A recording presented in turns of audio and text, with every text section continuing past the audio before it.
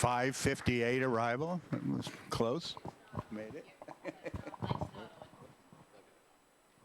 They'll get it on. I think it's on. And then also to Christopher Baxter. Chris is our president, CEO, and founding editor of Spotlight PA.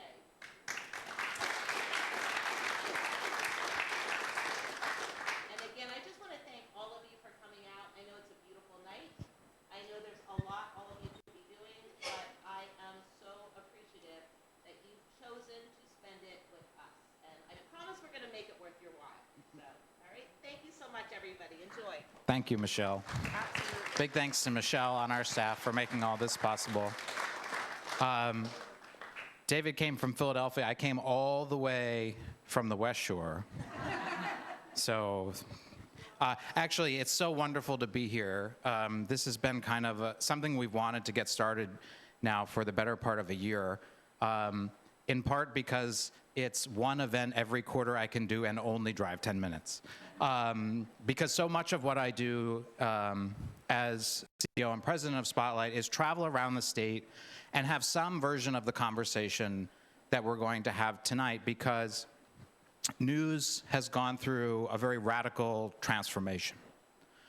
Your experience with the news is much different than it was 15 or 20 years ago.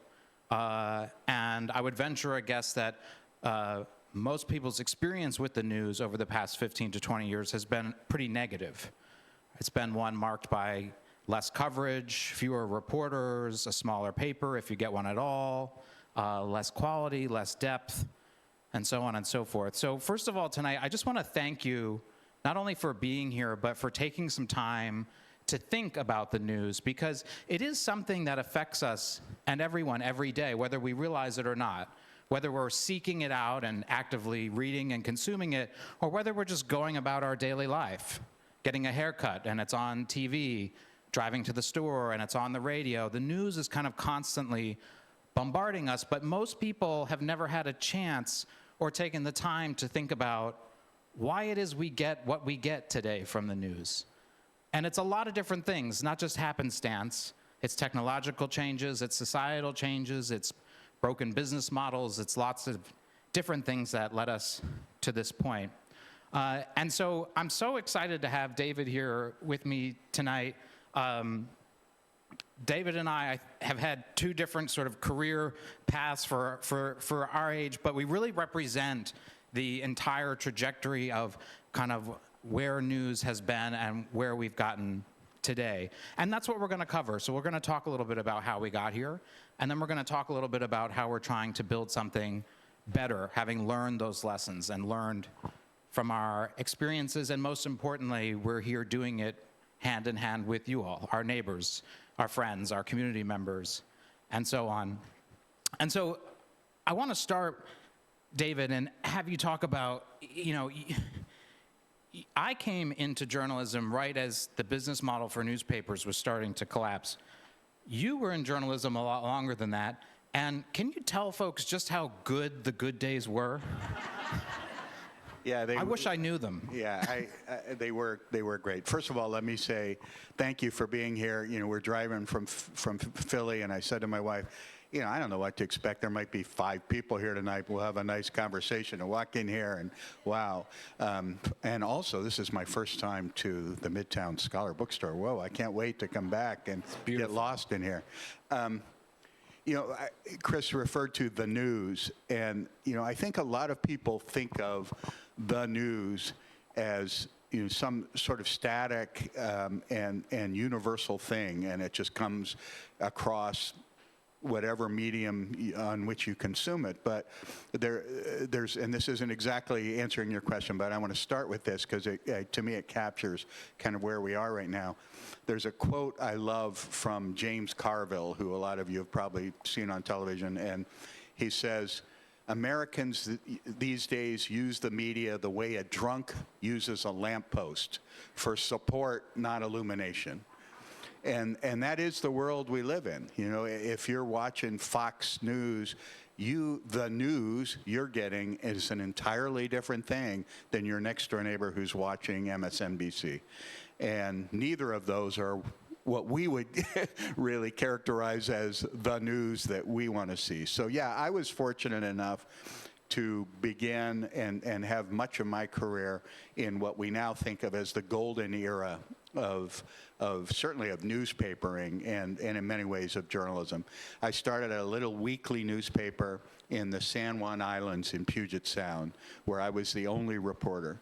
And I really learned tremendous lessons there, because I learned not only how to spell stephanotis and baby's breath, because I wrote the wedding announcements, but I learned that you had to spell somebody's name right, because the next day you're sitting next to them at the lunch counter and you had to get the story right, and there were human beings on the other end of this. It wasn't just to get clicks the way people think of it now. So started there, worked for a couple of small daily papers, got a master's degree along the way, which was fortunate because I never would be hired as a dean, which is what I do now.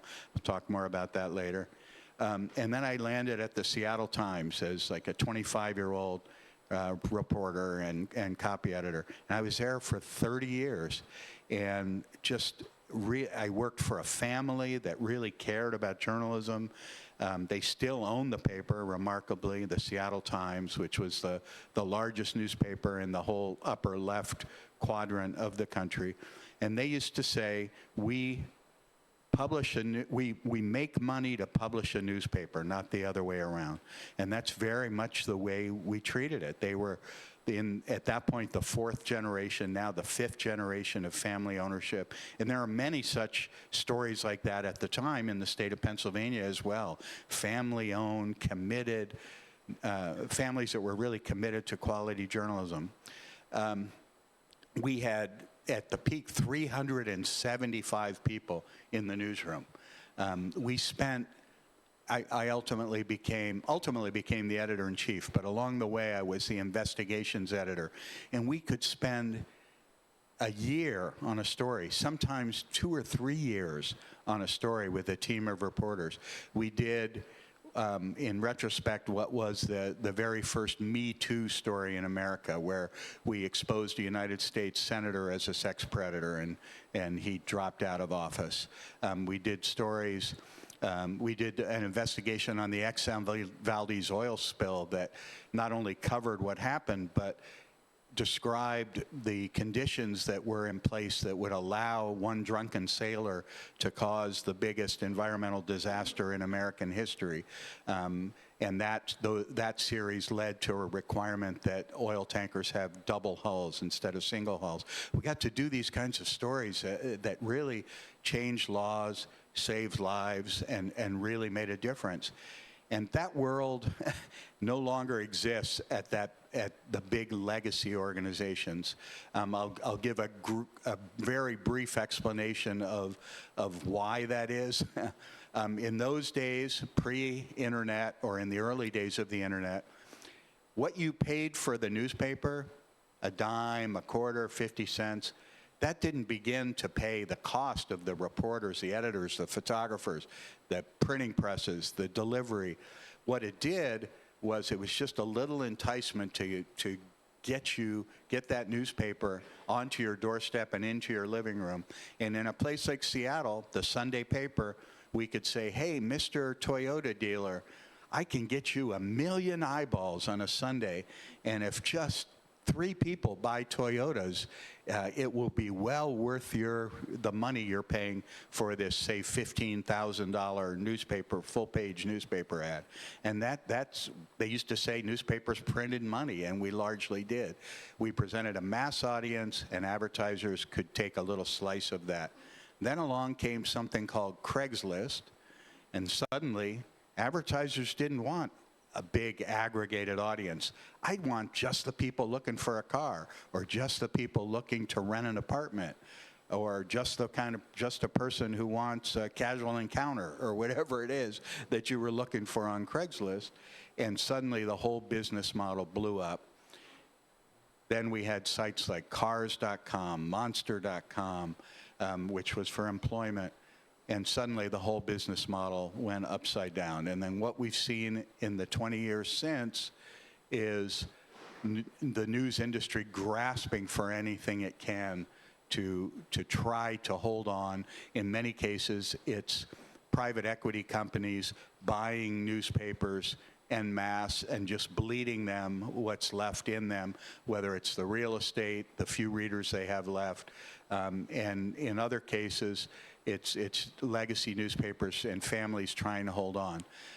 The beauty, and what we're here mostly to talk about, I think, today, is we've also seen with that, as often happens in nature with decay, suddenly we're seeing springing up these sprouts of new news organizations that have a whole different approach and a whole different business model. Spotlight, I'm very proud to say, is seen as a national model of that. Thanks, David. Yeah, I think one thing I always, when I go talk to groups that I try to get people to kind of store in their head is that point you made, which is that historically the business of newspapers was advertising.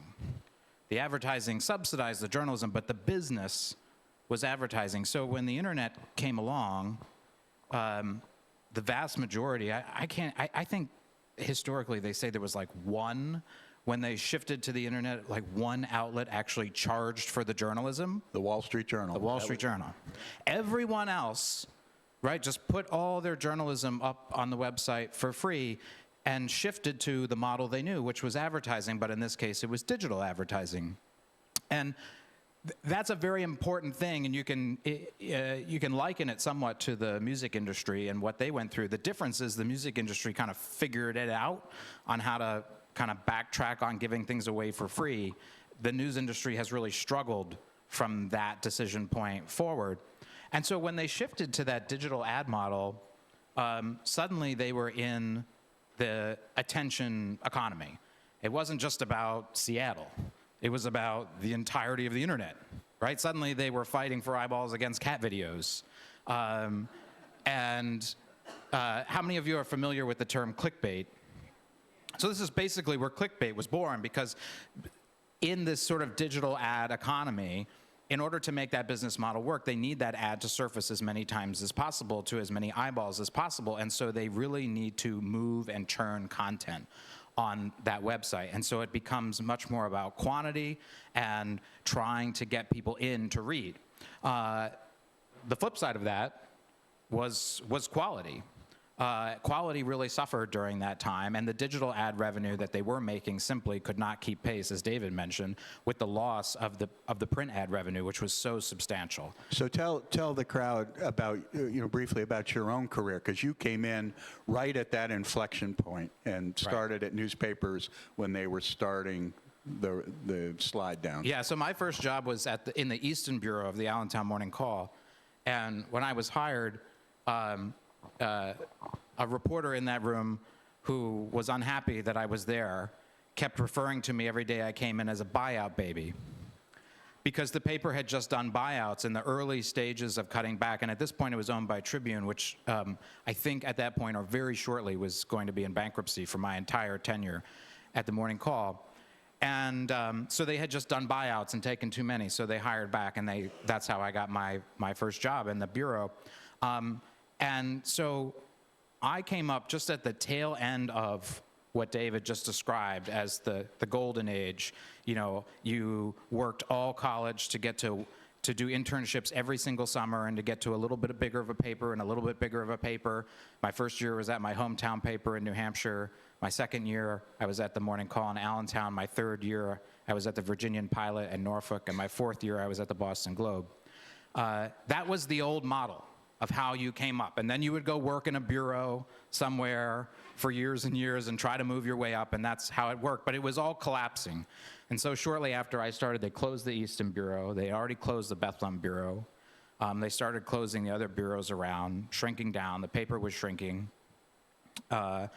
And so began my really entire tenure in corporate-owned, for-profit papers as they tried to figure out how to make a bad situation work. And at the core of that bad situation was what I said before. The new revenues they were raising digitally simply could not keep pace with what they were losing. And at the same time, so many of them were doing damage to the sort of legacy brand of the of the operation, that quality, that depth, that investigative work that changes everything, right? I mean, people read the paper for lots of different reasons, but that sort of core support and identity was really around the work that moved the needle, that changed things.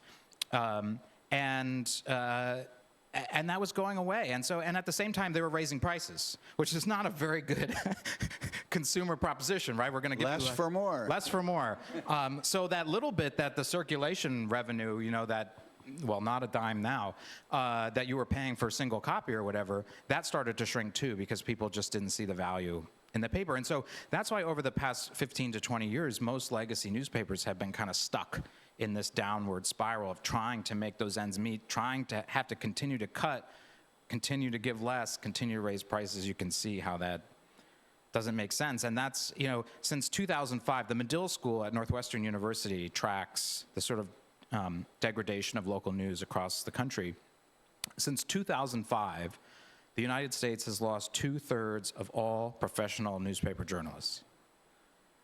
Keep in mind, as David alluded to, local journalism, newspaper journalists, yes, there's radio, yes, there's television, but the vast majority of originally reported journalism, the person who went out on the street, got the story, wrote it up, was happening in newspapers. Yes, it would then often be picked up by TV, picked up by radio, followed up on, but that local newspaper apparatus was the heart of the vast majority of content and journalism that was being produced. It also happened to be the heart of trust in journalism. And still today, if you do, Pew will do studies every year and ask, what do you think of the media? A term I hate. It's abysmal. I think we're worse than Congress now.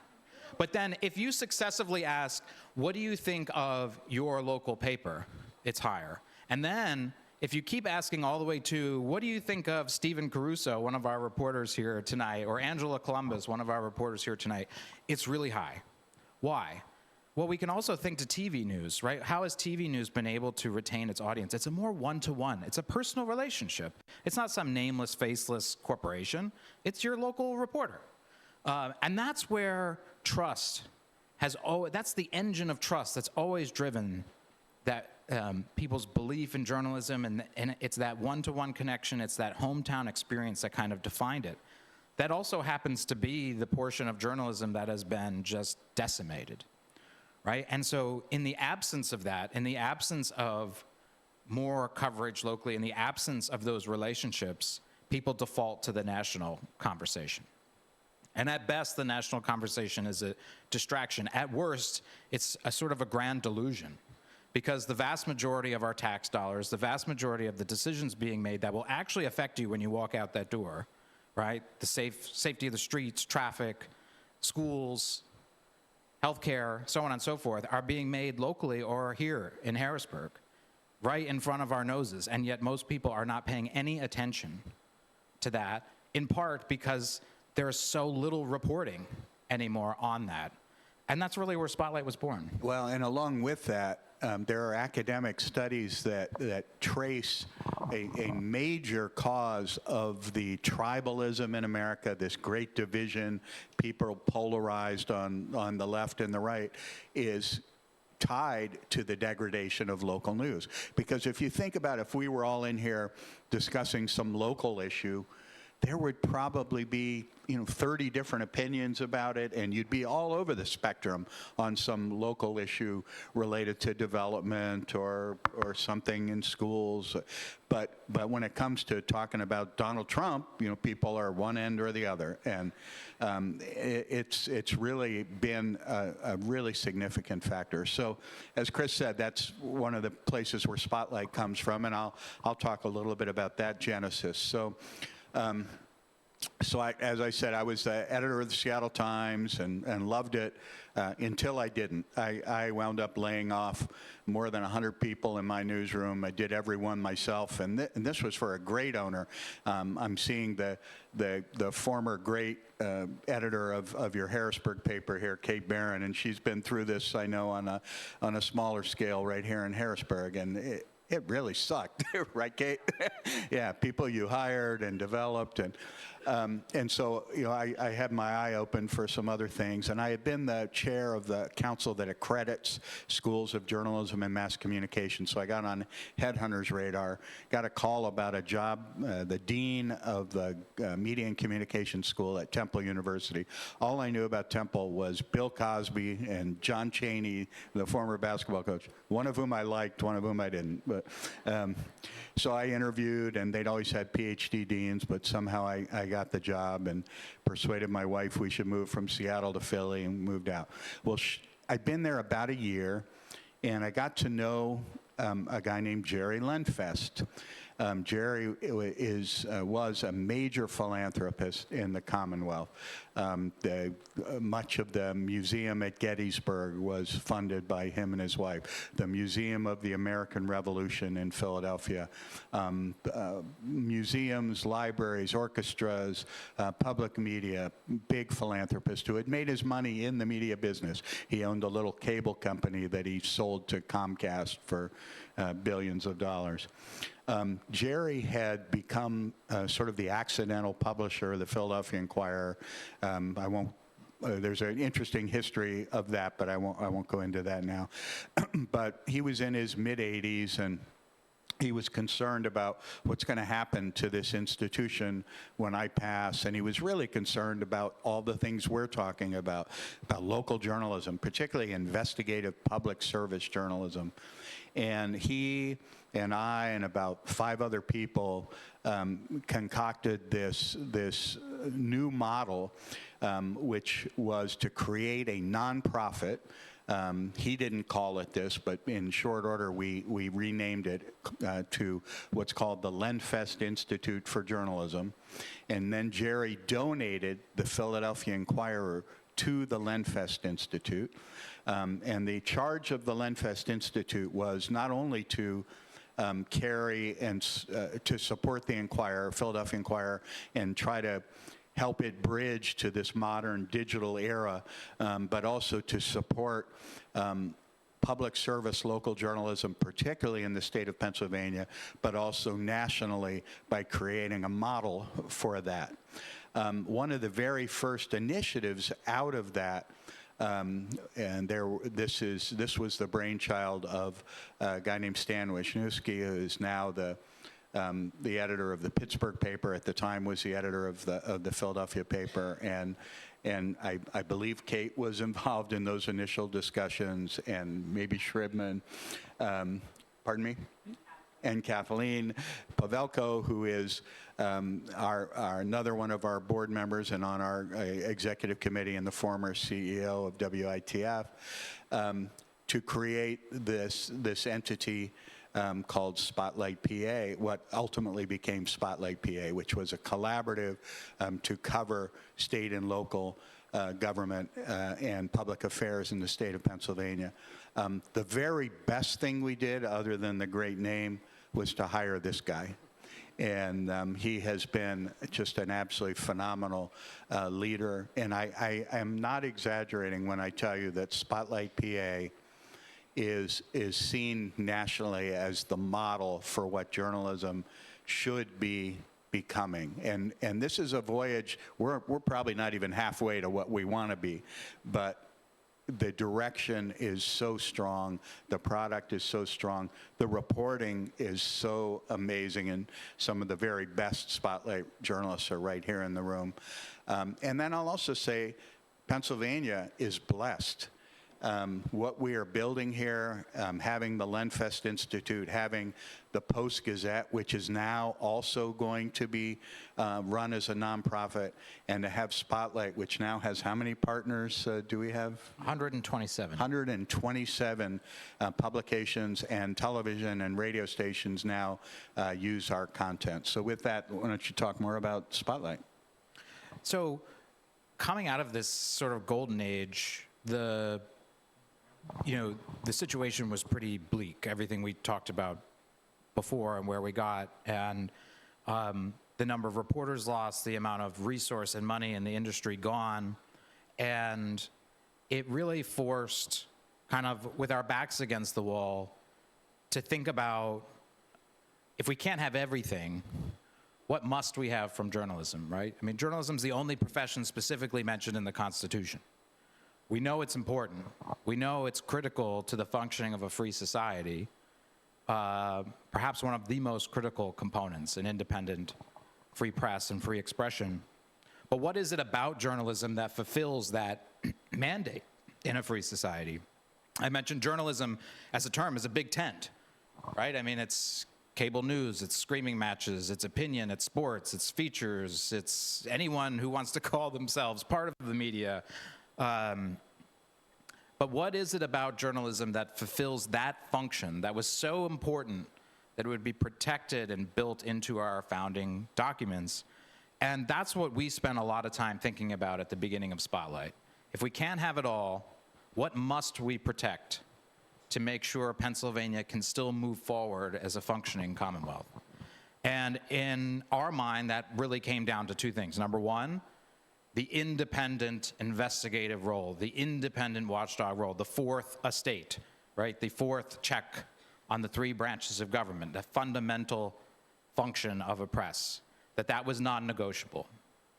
I always say, to put that in another term, if we transport ourselves or travel, right, over to St. Petersburg in Russia today, it's not that there's no journalism in Russia. I mean, you can go and read a newspaper and read about the symphony and the arts and things that are happening in town. But what you're not going to read is investigative journalism. That's what's gone, right? Or to put another way, if I said, I'll give you your Sunday paperback that you used to love. In fact, I'll double it, and I'll give it to you for free. You can have everything you want. The only hitch is there will be no investigative journalism. Would that actually fulfill the mandate of a free press? Would that actually fulfill the mandate foreseen in our founding documents? No, it wouldn't. So that tells us what that core function is that we have to start and protect, number one. And number two is in service to the public first.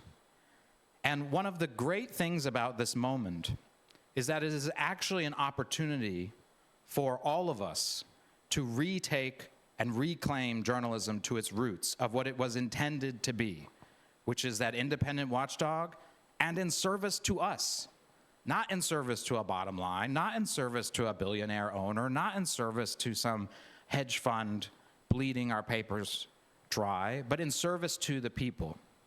And so those were the two things that we believe we had to protect. And if we can protect that here, then we can build around that. It's not that the other things aren't important. It's not that sports and arts and that kind of coverage is not important. It is. But if our backs are against the wall, we have to figure out what we protect first. And that's where Spotlight was born. And so when we launched Spotlight on day one, we effectively doubled the size of the full-time press corps in Harrisburg. And that, while that sounds impressive, it's actually quite sad where things had gotten. But we wanted to build a model that was right for the time. So number one, we founded Spotlight as a nonprofit because we felt like the nonprofit model put the orientation of the business, and let's remember back, right? The orientation of the business matters. When that orientation of the business was, it was an advertising business, that led to certain decisions. Whoop. Am I still here? Oh, hello?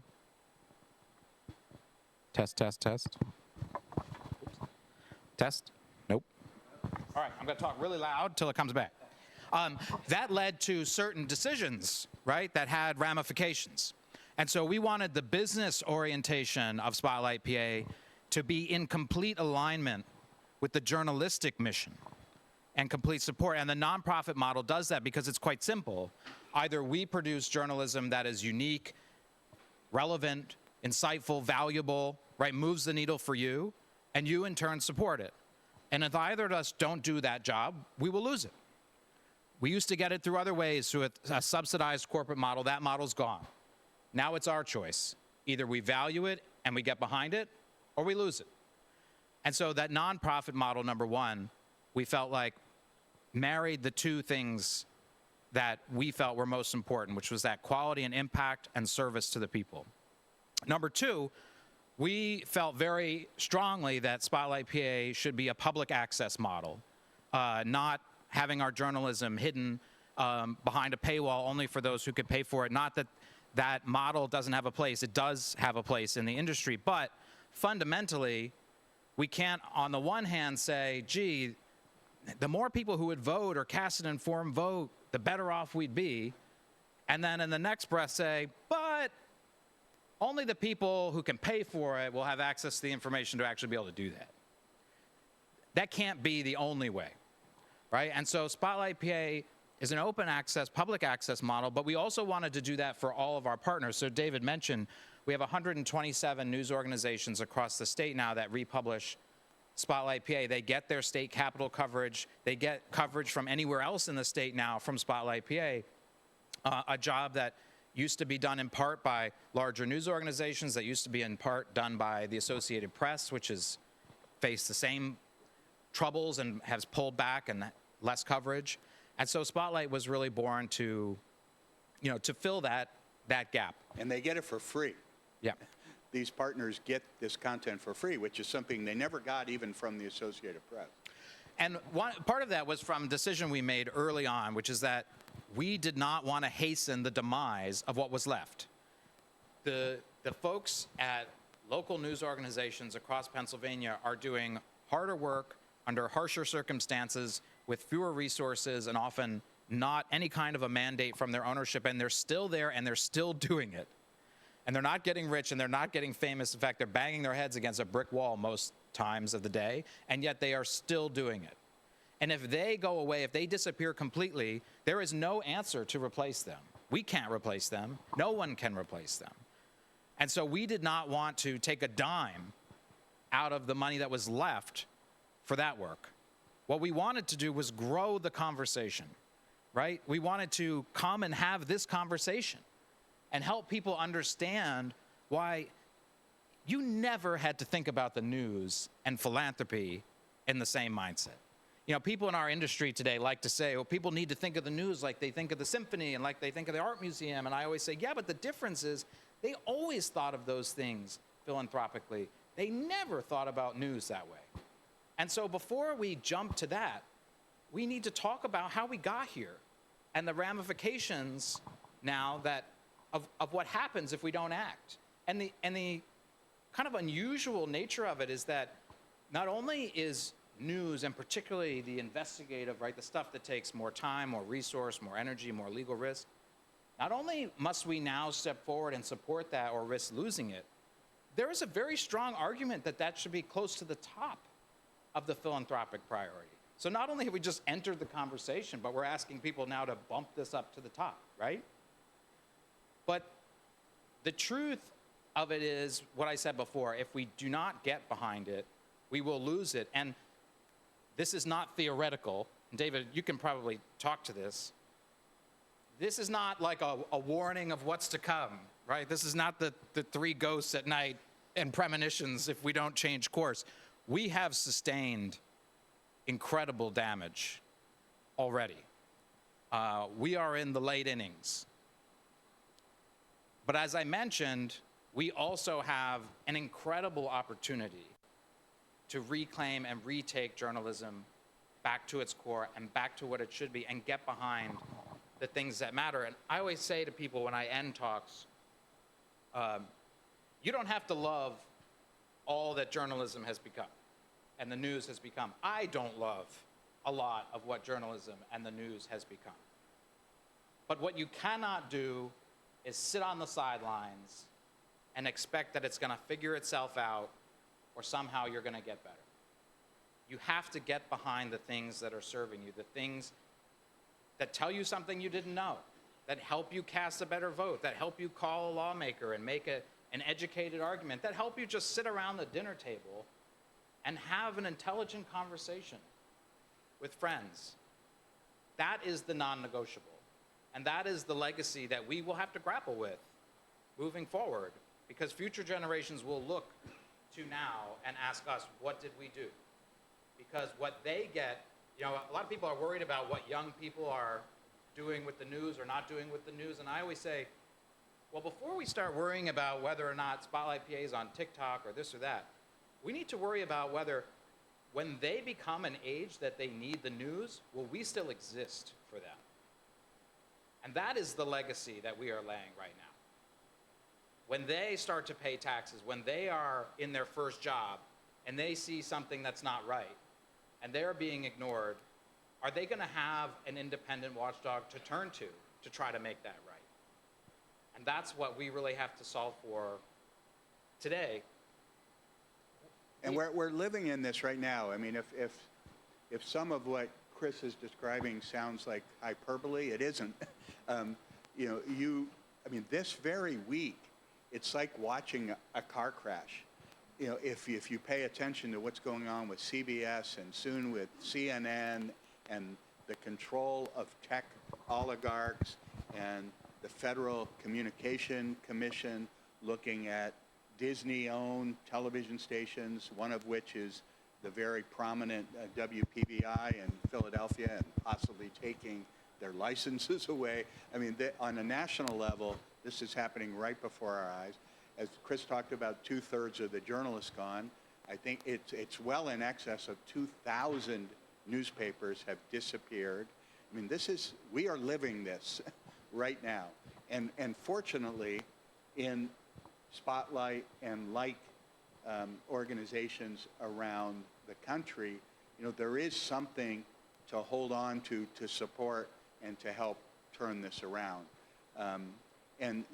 I, as a board chair, Kathleen is my fellow board member, we are so enormously proud of the work that Chris and Steve and Angela and their colleagues have done over this time. I mean, they are doing journalism that is informing this state and really shining a light on things that nobody else would see.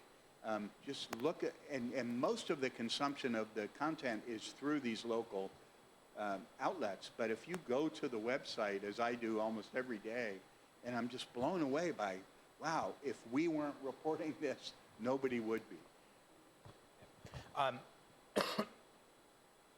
The work that we've produced over the past 6 years, to give you some idea, that first year we were about 6 people, $750,000 a year. Today we're 37 people, $4.7 million budget, and we're still not really scratching the surface of the need across the state for what we do.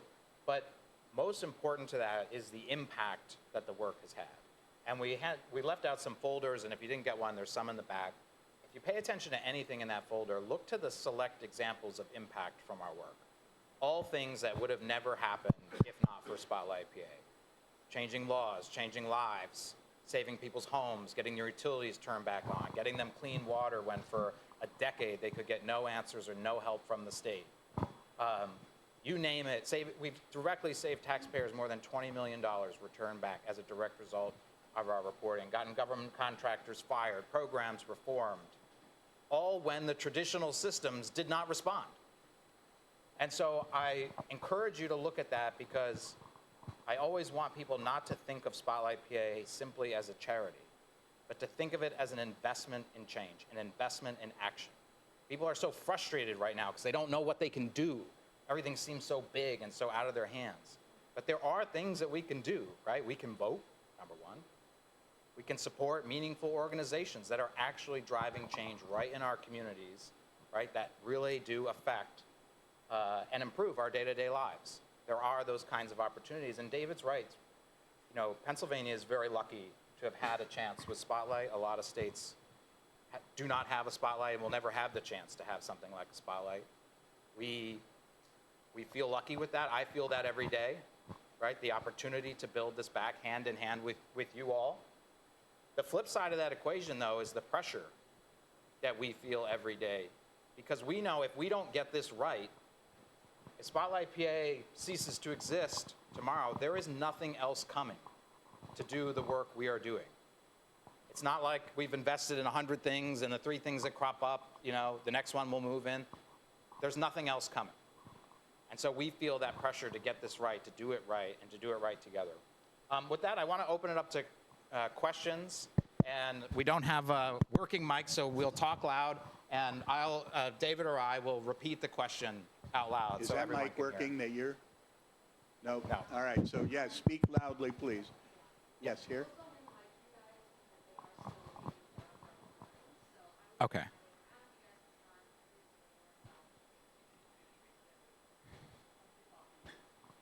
And if you'll stand, please. Yeah.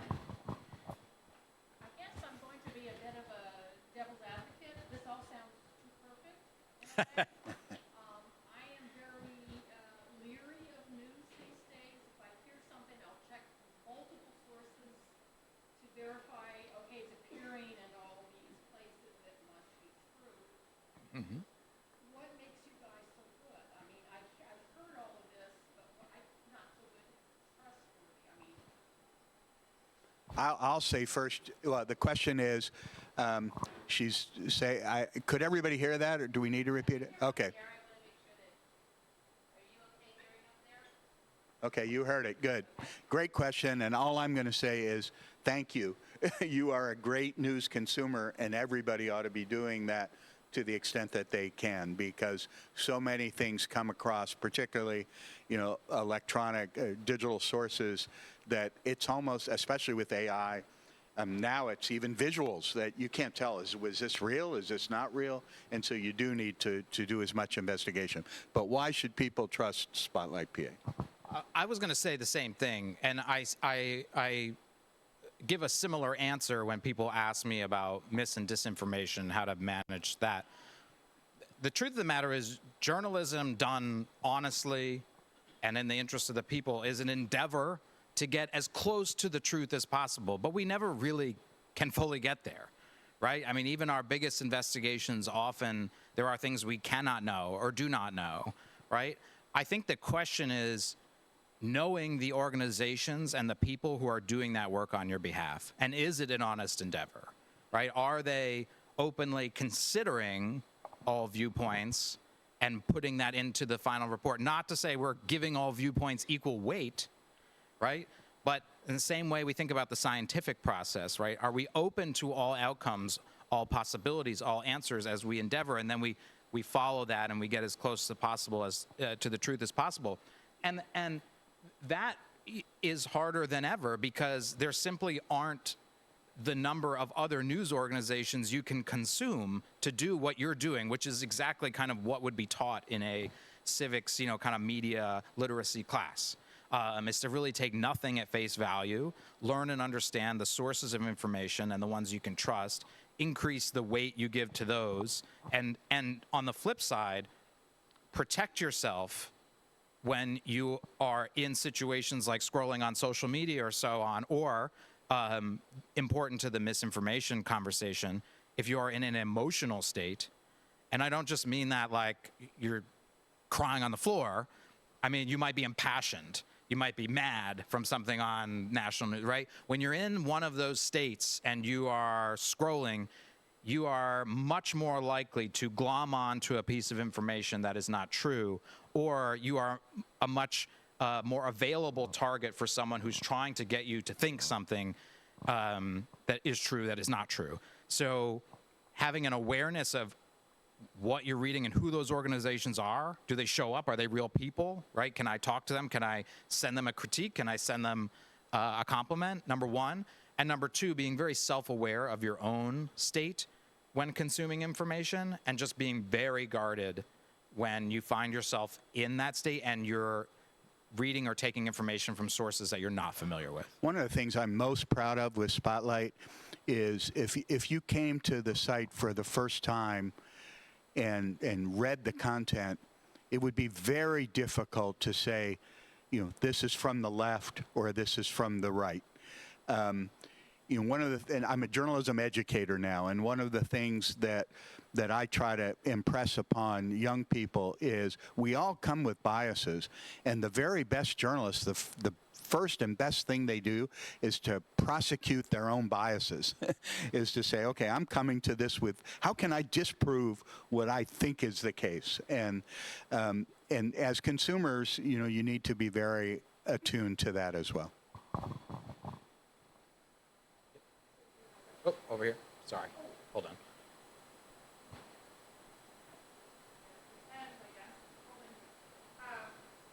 When you speak about fact-checking and those engagement factors on our end, that still does engaging with the internet.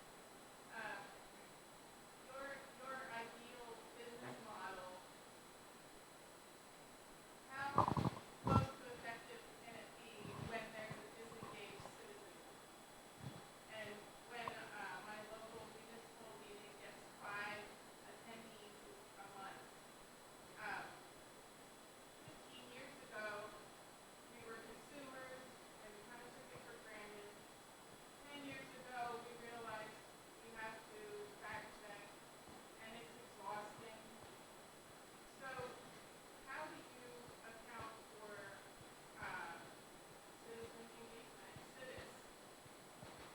Yeah, I'll say a couple things.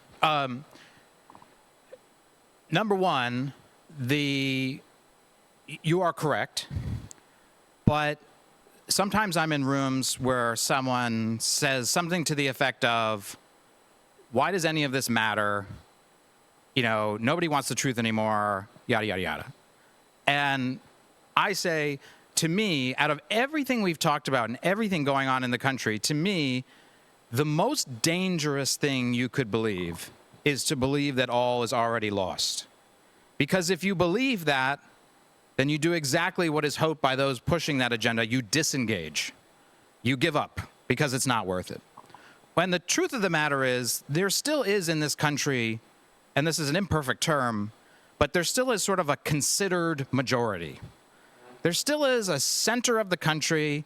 It's not nearly as loud as the two other political ends, that is approaching issues and trying, however imperfectly and with a vastly, vastly reduced and imperfect information ecosystem, trying to make a decision that they think is in their own best interest. Now, that may lead to political outcomes you like. It may lead to political outcomes you hate. I don't care whatsoever about your politics. It's none of my business, none of our business. But number one, I think it's important to acknowledge that that group still exists. It's easy to think they don't because the fringes are so loud, and the fringes in some ways have gotten bigger and are louder. But number one, it still does matter. Number two, one of the most worrisome things to me that has occurred with the loss of local news is not really about the news. It's about the sort of pressure valve for basic little d democracy, civic engagement, like going to your town meeting, right?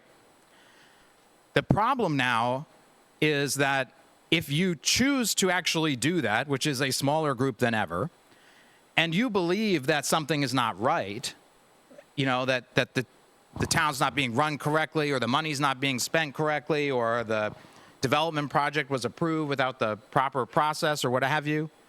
In most cases, it used to be you could turn to the local reporter if you couldn't get the answer through the official channels as sort of the release valve. And they could look into it, and you felt like you had somewhere else to go. Today, and think about this, especially because we've got about, give or take, 8 gazillion municipalities and school districts in Pennsylvania. Think about this. Every single day, every single evening, every single afternoon, this process is playing out where someone chooses to attend, thinks something's wrong, has nowhere to go. At best, they disengage. At worst, they turn against the institution. And we see that happening. And that is absolutely connected to the degradation of local news, because that pressure release valve for our little d democracy is not there anymore. And that's just having this terribly corrosive effect, unseen, really, but every single day compounded over and over and over again. There are academic studies that document very conclusively that there is a direct correlation between the quality and quantity of local news in a community and civic engagement, voting, crime, economic vitality, all of those things. And yeah, it's not only do you have a reporter to go to, are you even aware that there's a town meeting? Are you even aware what the issues are? And you could consider yourself a great consumer of news, but the news you might be getting is, you know, Abby Phillips' table of people yelling at each other at 10 o'clock at night on CNN. You know, and that's not the news you really need to be a good citizen.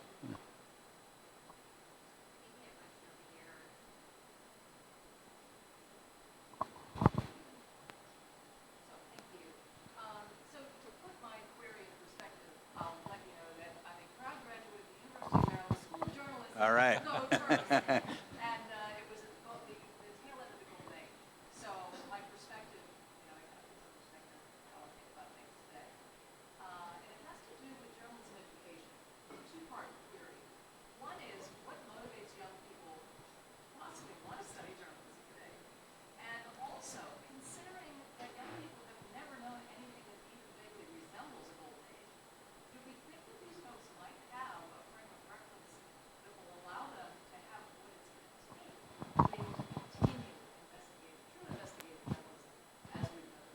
Really, really great question. It is a problem. It's a significant problem. The decline in the interest of young people to be part of this profession. I'm still involved with this accreditation council. Maryland's one of the schools that we deal with. And at our last meeting, we looked at 28 different journalism programs around the country, and 26 of them had significant enrollment declines. The only two that didn't, I think, were in Sunbelt states where the population's growing. And you can't blame young people because, you have a president who's degrading and constantly berating the profession. And I do want to add this point too. Certainly Donald Trump has been vicious towards the press, but I have to say Barack Obama was no particular friend of the press either. He threatened to jail journalists. He had them under surveillance. He demanded phone records. So this is not just a partisan issue, but these young people have grown up with the sense that this is not an honorable profession, and we think it's the most honorable, and so I feel like part of my job as a journalism educator and even recruiting young people to get a journalism education is to help them understand how crucial it is to the democracy and what a powerful platform it can be to lead to change. That is important to young people. Being able to change the world, they, for very good reason, that many of them don't like the world that we're giving them, and they do want to change it. On your second question, and this relates to the first one, I'm not hung up. I call it the golden era. It was the golden era financially, and it was the golden era in terms of some of the things we were allowed to do. But you know what? The journalism that I and my peers did and that you and yours did in the early part of your career, it helped get us where we are today. It wasn't perfect. And some of these young people have new and better ideas about what journalism ought to look like, how it ought to connect with people, particularly people of their generation. So, I'm just as interested in listening to them and hearing new ways we can do things with the same values that Chris and I have, those same fundamental values of truth and impartiality and the power of investigation and prosecuting your own biases. But we suffered, our era, our counterparts suffered very much from what we call both-siderism, and the best example of this is climate change. We spent a whole decade giving equal voice to people who said climate change is real and climate change isn't real, when 99% of the scientists said climate change is real. That was not great journalism. So, there are, I think, new and better ways to do things.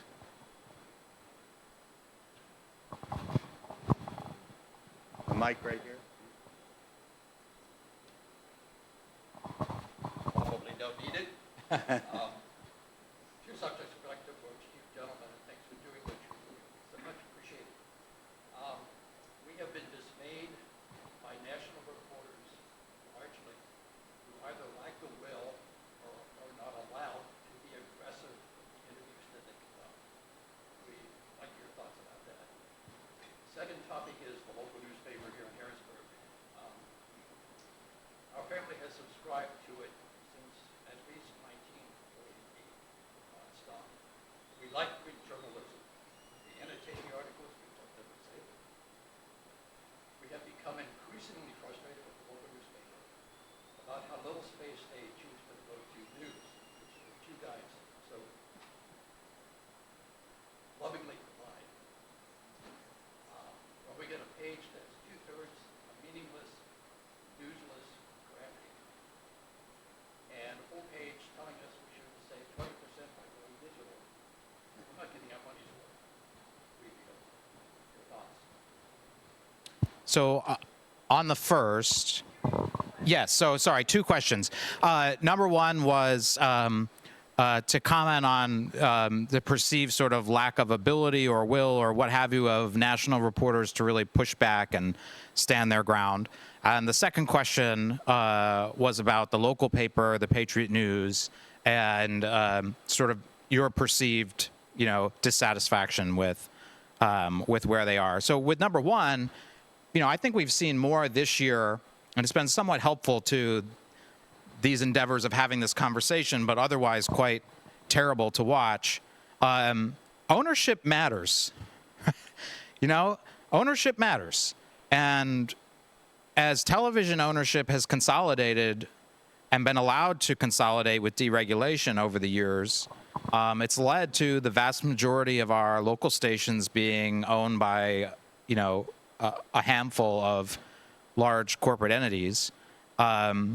And for the cable networks, we've seen how ownership matters because the, independence of the newsrooms are being infringed upon. The problem, going back to kind of why Spotlight's a nonprofit and how it's important to have a mix of nonprofit and for-profit, one reason is that in a for-profit environment, when you ratchet up the pressure enough financially, and then you throw in political pressure or political incentive, right, or government approval processes in the case of television that are part of the deal, it is inevitable that the pure goals of public service journalism and the pure goals of a for-profit corporation will come to a head. And we are seeing that in greater display, I think, than at least not to David and I, because we see it and live it all the time, but to the general public. I think we're seeing that more and more. And so look, some of the reporters and folks on TV are there to make millions of dollars and to do what they do. I don't have the time of day for them. But there are people who really give a damn and are in very difficult situations, right, and are trying. But the fact of the matter is they don't have the mandate. They don't have, if you're not working for an organization that top to bottom supports the kind of work we do, you're not going to get it.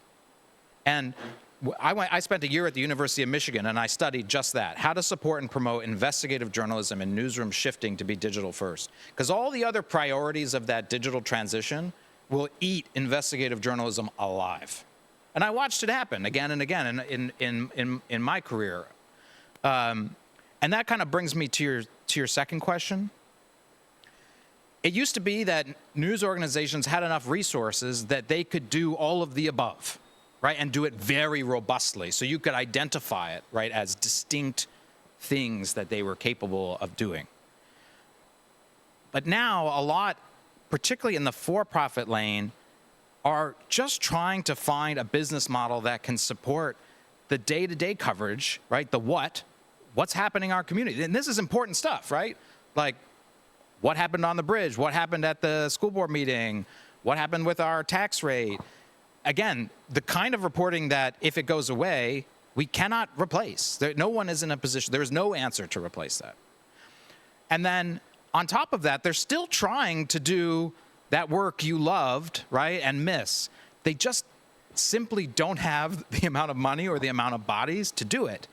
And they're working in a for-profit business model that, like it or not, forces them to prioritize things that make money.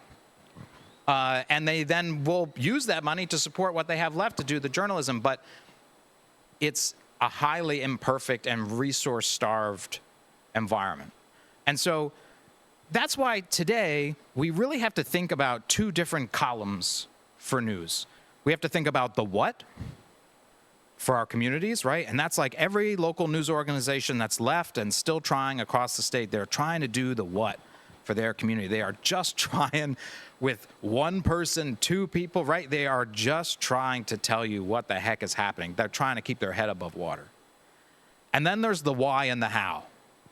The deeper, the context, the understanding, the meaning, stories that take more time, more talent, more resources, more legal support. They bring more legal risk, right? You can look at our libel and defamation insurance policy. Rates are going up and up and up. Not just because the president is attacking the press, but because when the president does that, then school board members all across the country think it's okay to just sue the Patriot News because they want to, even if it's completely baseless, and cost them a whole bunch of money that then they don't have to put in. That's the real end game of that whole scenario, right? So the why and the how. And that's why Spotlight exists, because we have to protect these two separate things, and we have to think of them differently and understand that they might operate in two different business models, and there has to be kind of a mix of those two things. But in a perfect world, we wouldn't exist. Spotlight wouldn't have to exist, but it does now, because there are very few news organizations, we could probably count them on one hand, maybe we need a finger or two on the other, that can actually very effectively and at a very high level do the what and the why and how completely and fully today. And the fact is, I love a printed newspaper. I get 2 every day, but as a daily endeavor, that's going away. I have been advocating, even when I was back in Seattle for 15 years, that we have really great digital products during the week and a great Sunday newspaper that would be like a weekly news magazine that could last you all week. And some newspapers are moving towards that, but much too slowly, I think.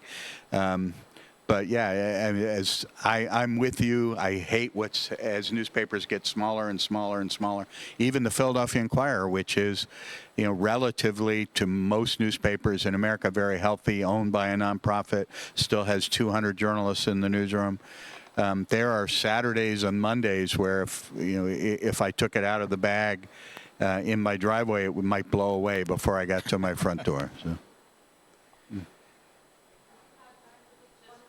Yep.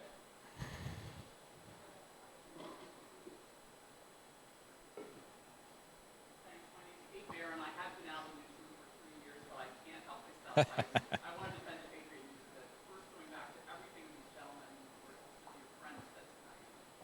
Yes, we have been in hell of a churn when it comes to news media funding themselves. And at the Patriot, as we notoriously know, we made the pivot quite a long time ago, one of the first papers in the country, to cut back on the printed paper to the point where we're just printing 3 days a week. It was economic survival. We put most of our eggs in the digital news basket, but we could be able to make enough money off of digital advertising to sustain the newsroom. And you know what?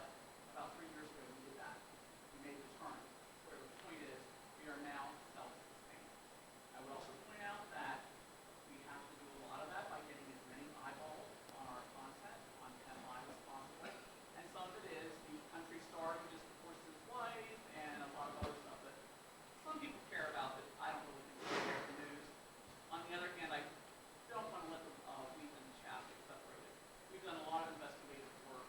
Don't miss the big expose on how Rockland County was using gambling revenues. We also did, and this heartens me, we had great turnouts for a number of forums comparing Harrisburg and Lancaster, because we kept hearing this diatribe of why is Harrisburg struggling and Lancaster soaring? So turns out a lot of people here care about that very issue, and it was very heartening to see that turnout. And not to mention the fact, at Penn Live, unlike I would say Spotlight, thank God Spotlight's there, we've always been strong supporters. We also had to be there when there was a shooting at a school bus stop in Harrisburg about a week and a half ago, and all the kids that saw that and were eyewitnesses were stuck on a school bus until police could process them. That's the kind of coverage that we have to get. We have to get everything. So I do say the paper's not what it was. The paper is I won't say a ghost of itself, but it's very slim.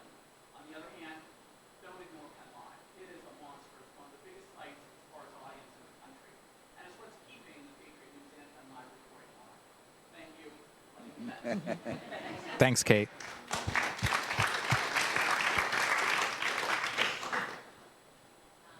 we're sorry that we have to wrap it up with questions just in the interest of time. The wonderful thing I think is that there are so many questions, and also Danielle and I are sitting here brainstorming about what all we'd like to do together in the future, and having these conversations, and some roundtables, bringing all of you together, bringing others together, all friends, and continue the conversation going. As Chris and David so eloquently stated, this is a movement. So we're much more than just an organization. We need all of you as advocates. We need your opinions. Even though we don't do opinion pieces, you can tell us your opinions. We love hearing from you, having information. I think you even have Chris's business card, so now you all kind of have it.